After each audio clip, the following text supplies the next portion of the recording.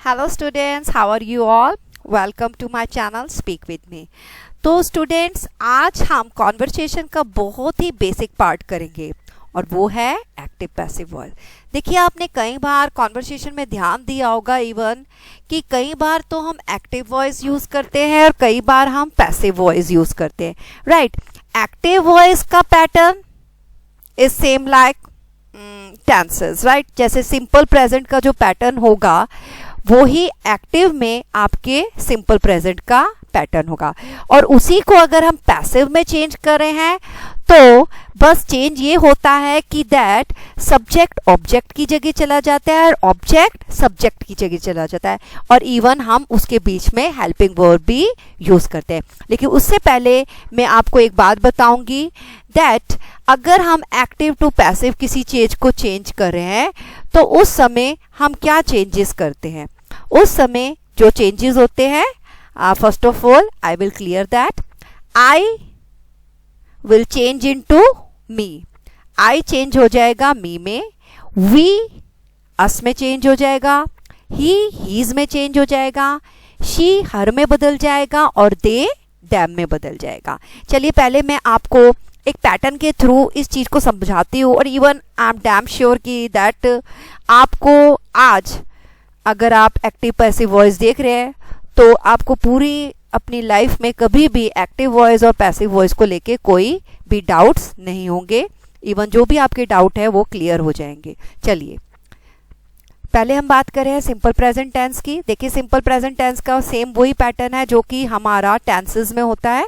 Subject plus verb first form plus S plus object. इसमें मैंने example दिया है, शी हेल्प्स द पुअर। आपको मैंने पहले ही बोला था सिंपल प्रेजेंट टेंस में हम helping verb is are am नहीं यूज करते। यहां पर हमने क्या लिखा, s, because of she is a third person singular, और मैंने कहा था थर्ड पर्सन सिंगुलर में हमारे एस ऐड हो जाता है। तो शी हेल्प्स द पुअर, वो गरीबों की मदद करती है। अब इसी चीज को हम चेंज करेंगे पैसिव वॉइस में। अब पैसिव वॉइस में आप ध्यान दीजिए कि मैंने क्या चेंज किया है। सब्जेक्ट की जगह ऑब्जेक्ट आ गया, राइट, और ऑब्जेक्ट की जगह सब्जेक्ट आ गए, और बीच में हमारे आगे हेल्पिंग वर्ब वो है इज आर एम। तो आप सब्जेक्ट के अकॉर्डिंग ही आप इज आर एम यूज करेंगे। सिंगुलर है तो इज, प्लूरल है तो आर। अब देखिए हमने क्या किया, the poor are helped by her, right. She helps the poor, she helps the poor. अब हमने क्या किया, द पुअर को पहले रख दिया एंड इवन उसके बाद आर लगा दिया, right, because it is plural, और वर्ब की थर्ड फॉर्म लगा दी, और उसके बाद हमने बाय लगाया और उसके बाद हर। इट्स मीन इज व्हाट, जब भी आप एक्टिव को पैसिव में चेंज कर रहे, आपका मीनिंग नहीं बदलता, बस आपका पैटर्न बदल जाता है और आपका तरीका बदल जाता है। ओके, सो इसमें हमारा मीनिंग तो सेम ही लगे। Let's move on to another sentence. अब हम ये बोला कि दैट, अब इसी के ऊपर मैं एक और एग्जांपल दे रही हूँ एक्टिव वॉइस के ऊपर। वी एक्सपेक्ट गुड न्यूज, हम एक्सपेक्ट करते हैं गुड न्यूज, राइट। अब उसी को पैसिव वॉइस में मैंने यूज किया, तो क्या किया, जो गुड न्यूज लास्ट में था, इट इज आर ऑब्जेक्ट, उसको मैंने पहले लगा दिया, फिर उसके अकॉर्डिंग इट इज सिंगुलर इसलिए इज लगा दिया, फिर मैंने लगाई वर्ब की थर्ड फॉर्म, फिर मैंने लगाया बाय, और फिर लगा दिया us. Good news is expected by us, but the meaning is same. इसका मीनिंग चेंज नहीं होगा। इवन एक्टिव में जो आपका मीनिंग है वही आपका पैसिव में ही रहेगा, बस आपका वे चेंज हो जाएगा। अब आपने ये भी देखा दैट मैंने वी को अस में चेंज कर दिया, जैसे कि मैंने आपको पहले ही बोल दिया था that we will change in us and even she will change in her. Already मैं आपको बता चुकी हूँ। Okay, now let's talk about simple past tense. Simple past tense का पैटर्न मैंने ऑलरेडी आपको बता दिया है। Subject plus verb second form plus object, right. It is very simple. तो इसको मैंने कैसे करा है, शी केप्ट अस वेटिंग, उसने हमें वेट कराया, शी केप्ट अस वेटिंग। अब इसी को हमने पैसिव वॉइस में चेंज किया है, तो इसका मीनिंग कोई चेंज नहीं हुआ है, बस इसका पैटर्न चेंज हुआ है और इसका वे चेंज हुआ है। तो we were kept waiting by her. अब देखिए, चेक कीजिए, ऑब्जेक्ट आ गया सब्जेक्ट की जगह में, बीच में आ गया हमारा हेल्पिंग वर्ब, एंड उसके बाद वर्ब की जो सेकंड फॉर्म है वो थर्ड फॉर्म में बदल गई, उसके बाद बाय और उसके बाद सब्जेक्ट। लेकिन स्टूडेंट एक बात का आपको माइंड में सेट करना है, जब भी हम एक्टिव से पैसिव वॉइस बनाते हैं तो हम वर्ब की थर्ड फॉर्म ही यूज करते हैं, चाहे एक्टिव वॉइस में वो फर्स्ट हो सेकंड हो, लेकिन पैसिव वॉइस में आते वर्ब थर्ड फॉर्म में कन्वर्ट हो जाता है। Okay, let's do more. I employed 200 man, मैंने एम्प्लॉय किया, आई एम्प्लॉयड 200 मैन, मैंने 200 लोगों को एम्प्लॉय किया, तो उसका मैंने किस तरीके से चेंज किया, 200 man were employed by me। इसको अगर मैं हिंदी में ट्रांसलेट करूं तो 200 लोगों को नौकरी दी गई मेरे द्वारा, और बाय का मतलब होता है द्वारा। तो देखिए कितना इजी है, बस हमने ऑब्जेक्ट को सब्जेक्ट की जगह लिया है। तो देखिए हमेशा हम क्या करते थे टेंसेस में, सब्जेक्ट को हम इंपॉर्टेंस देते थे, हम इंपॉर्टेंस किसको देते थे, सब्जेक्ट को, लेकिन जब वो पैसिव में हो जाता है तो वो ही इंपॉर्टेंस हम दे देते हैं ऑब्जेक्ट को, right. Okay, let's move on to simple future tense. अब सिंपल फ्यूचर टेंस का भी सेम पैटर्न है जो हम टेंसेस में ऑलरेडी कर चुके हैं, subject plus will shall plus verb first form plus object. I shall buy this pen, मैं ये पेन खरीदूंगी या फिर गा, I shall buy this pen, मैं ये पेन खरीदूंगा। अब उसी को अगर मैं पैसिव में कर रही हूं तो object will come in place of subject, same thing will shall, बस यहां पर आ जाएगा हमारा be plus verb third form will come now, it will please, ये एरर है, please make it right, it is verb third form, right. So please make this right, object will shall plus be plus verb third form plus by plus subject. देखिए pattern तो आपको learn करने पड़ेंगे, because without pattern nothing is possible in conversation, right. So अब देखिए मैंने क्या किया, दिस पेन जो ऑब्जेक्ट था उसको फर्स्ट कर दिया, उसके बाद हम हमेशा इट के साथ विल लगाते हैं, राइट। तो हमने क्या लिखा, this pen will be bought by me. Okay, so it is by, make it right, it is by not by। Students देखिए मैंने आपको बताया कि दैट पैसिव वॉइस में मैंने बोल दिया that object will come in place of subject, this pen will be bought by me. चलिए let's do more, he will do his duty, वो अपनी ड्यूटी करेगा, तो अब इसमें भी वही चीज है, his duty will come first, जो ऑब्जेक्ट है वो पहले आ गया, his duty will be done by him, मतलब उसकी जो ड्यूटी है उसके द्वारा की जाएगी, right. Now the present continuous, present continuous का आपको पैटर्न अच्छे से मालूम है, subject plus is are am plus verb first form plus ING plus object. Students अब आपको समझ आ रहा होगा कि मैंने आपको टेंसेस फर्स्ट क्यों कराया, because tenses is the base of grammar.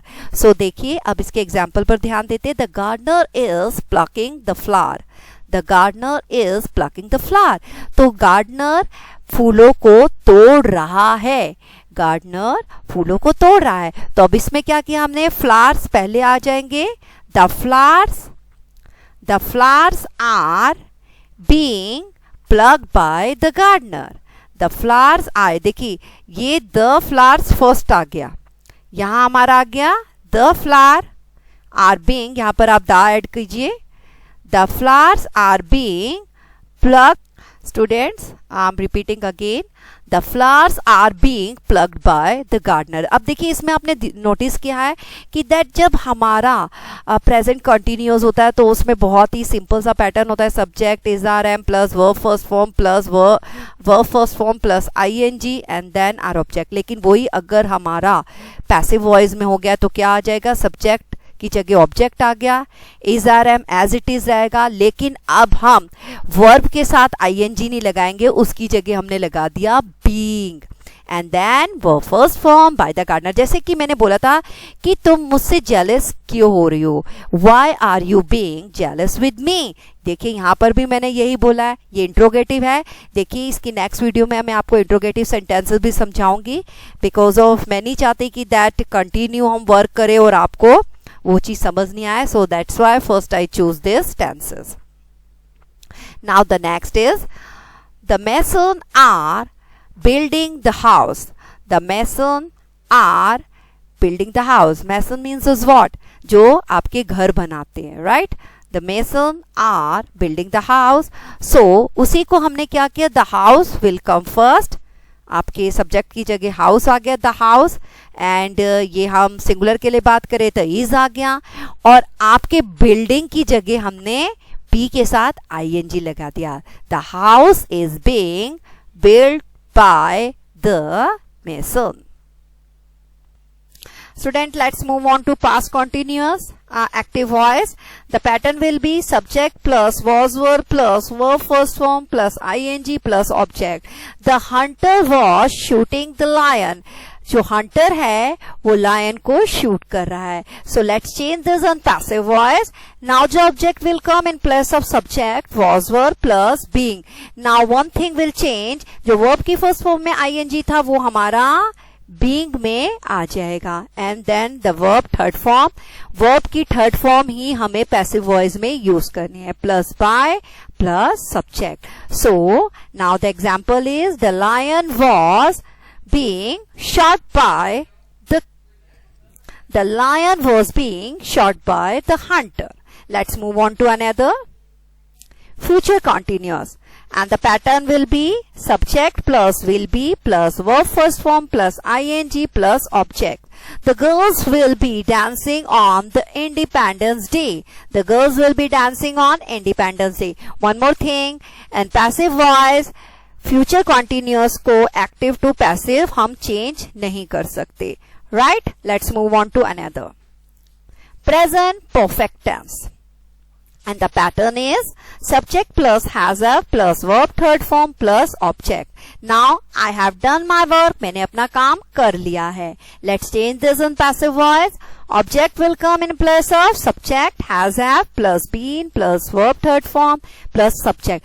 One more thing I just want to tell you student that आपके जितने भी perfect tense है उनको अगर आप passive voice में change कर रहे हो तो उनके साथ आपके एक चीज change होती है, that is बीन, चाहे वो हैज हो, हैव हो या हैड हो या फिर शैल हैव हो, right. My work has been done by me, so the same thing, my work it is the object, has and the been will add. मैंने कहा परफेक्ट टेंस में आपके बीन जरूर आएगा, and the same thing done verb third form by me.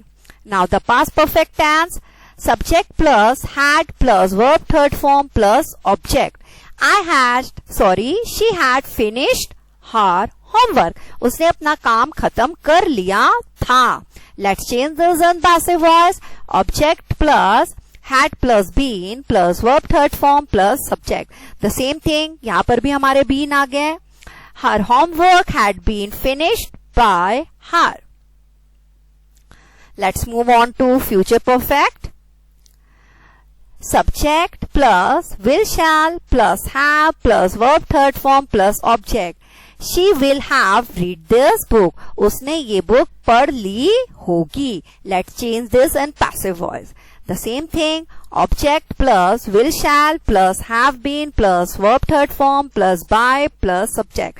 So this book is object. So it will come first. Now will have, same thing, and the been will add. जैसा कि मैंने आपको बोला है perfect tense में आपकी been जरूर लगेगा। एंड द रीड चाहे वो फर्स्ट हो, सेकेंड हो, थर्ड हो, वो सब में सिमिलर होता है। Now by her, this book will have been read by her. So students, that's all for today. In my next video, we will talk about interrogative sentences, right? But don't forget to like, subscribe and share it. Thank you so much.